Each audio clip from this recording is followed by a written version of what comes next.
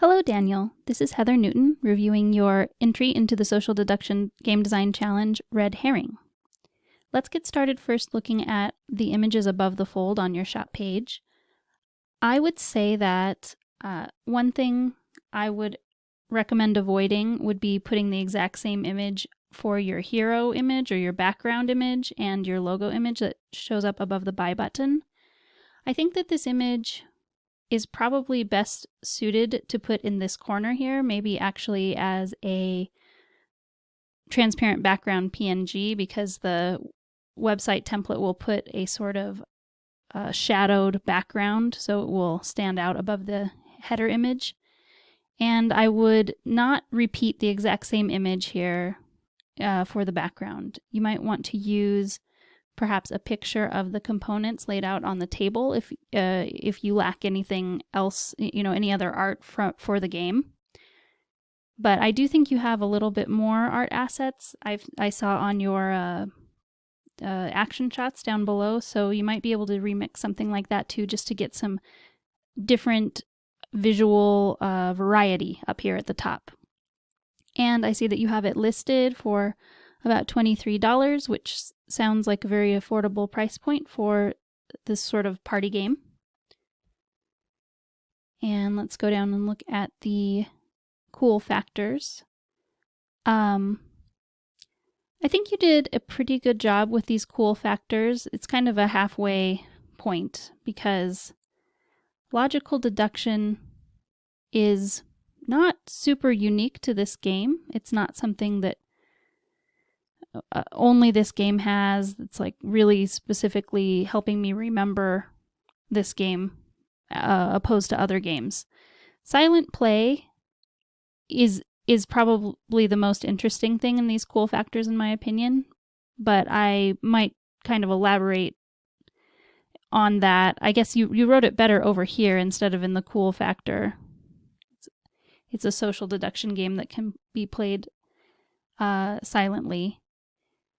I would say too, I don't know if you could word it really concisely, but I might elaborate on why it's interesting that you can play it silently. The thing that pops into my mind is that if people feel really uncomfortable about having to lie when they play a social deduction game, it's more comfortable if you don't actually have to say anything out loud, but you just have to push your tile around and point at something. And then you don't have to modulate your voice and everything like that to sound like you're not lying. I suppose poker faces are still needed, but that might be a good thing to more specifically highlight in case people don't understand why that is special immediately. I think you've done a good job of breaking up your written content in your description so it doesn't no paragraph is a huge block of text, which makes it easier to read. And you've given a brief overview of the rules instead of just copying the exact thing that the rules say. So it reads shorter and it is drawing me in and helping me decide if I'm interested in reading more. And then, of course, I can click the link to download the instructions once I've decided if it sounds interesting. So I think that's great. Let's look at your box cover. So yeah, you have that fisherman icon. Even just that. I don't know if I would do black on black though for the header image. That's what I'm referring to. You could potentially use that fisherman icon in the background, but maybe with a photo behind the fisherman shape or something like that, just to give more visual interest. It doesn't look just like one big flat black color at the top. That's prime real estate to get people excited to keep scrolling down. So you want to make sure it's a really catchy image. And I see you've got the name of the game on all sides, which I think is great. That way, when you put the box on the shelf, no matter what side is sticking out, you can tell what it is. Like, let's picture the game being sold at a game store. Customers come and pull it off the shelf, right? And might put it back any which way. And you'd always want your game, the title of it, to be facing out to be able to entice people to check it out if they were shopping, right? Or even just deciding which game to play. off of somebody's game shelf at home. So the one thing that I like to see on at least some sides of the box that you don't have here is the stats for the game, like those that are up here, the player count and time to play and all that sort of thing. I would recommend adding that if you can to at least a couple of the sides. And then your action shots. This is the type of action shot I want to see, where I can see the way the pieces would look laid out on the table when they're being played with. Another good thing to have here, if you could get it, would be during a play test, take pictures of people playing the game with the pieces laid out, and everyone laughing, and that sort of thing is also a perfect type of picture to put here at the bottom. And yeah, you have only just this one picture, which in some ways I kind of like that because this is a carousel.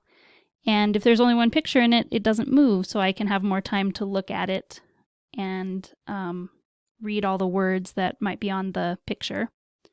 But I appreciate that you didn't simply upload images from your game, like card faces or tile faces from your game, but you have a layout and you're showing it to me here.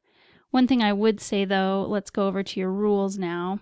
And your rules are completely devoid of any kind of diagram or any kind of theming, any kind of interesting font, even for the headings to kind of draw in on the theme.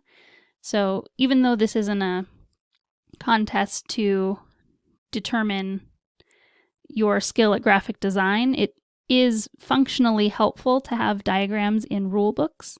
And you did make a diagram that you put in the action shots, so that sort of diagram being added to the rules would have really helped. And if possible, I like to see, instead of just the list of the names of the components, also pictures of what those components look like, because I have to kind of guess as I look at the components in the box. If I open up the box and I take out the rules, I look at all the pieces from the box, I'm having to spend extra time figuring out which thing is called what. But if I have an image of the component, then I can more quickly figure it out. So I would recommend adding that here. I like that you're starting with the objective so that people can get into the groove of the point of the game and what their goal is going to be while they're reading the rules. They can have that in the back of their mind, and that helps with understanding, so that's great. And a table here to quickly see how many of each role are included in the game, depending on how many people are playing, and that's great. I am actually not sure that this list is necessary separate from just the fact that you're labeling it round 1, round 2, round 3, and talking about it down here. I think you could save a little bit of space by removing that list, that extra repetition of the list, personally. And then we've got the silent variant at the bottom. And I guess it just ends a little bit abruptly. No credits at the end. I might add those too. I guess you have your name up here at the very top instead of at the bottom. So that makes sense. Yeah, it's just other games in the contest did do more effort towards putting at least a little bit of theme in their rules, say at least choosing a font that was thematic, just to add a little bit of spice and make it a little bit more fun to look at while reading, a little bit more inviting, because of course rules are usually not, reading the rules is usually not a gamer's favorite part of playing a board game. But if you can add some color and some images to help break up the reading, that makes it more pleasant for them to read it. So I recommend putting some things like that in as you keep developing the game. And overall, I'm really interested to try this game. It was one that stood out to me as having intriguing gameplay, and I like the punny name and the punny idea. It felt like something that I could bring out with my friends, and just the premise of it would make them laugh and feel willing to at least try it. I didn't end up choosing it as a finalist, mostly because there were some things about the actual instructions for how to play that were hard for me to picture being a player and feeling like I had agency, and it wasn't all just sort of throwing spaghetti at the wall and seeing what would stick. And again, I'm only able to read the rules and try to visualize what it would be like at this stage. I can't actually feel what it feels like unless I play, but I have to make a determination based on the shop page and rules at this point. And because you do pass to your neighbor one thing you didn't choose, but then they draw something randomly after you pass to them. And so you know one of the things they might be, but you can't possibly actually know what they are if they are allowed to choose between two things. And so it's interesting to me that you're calling it a logic puzzle when anybody can lie at any time.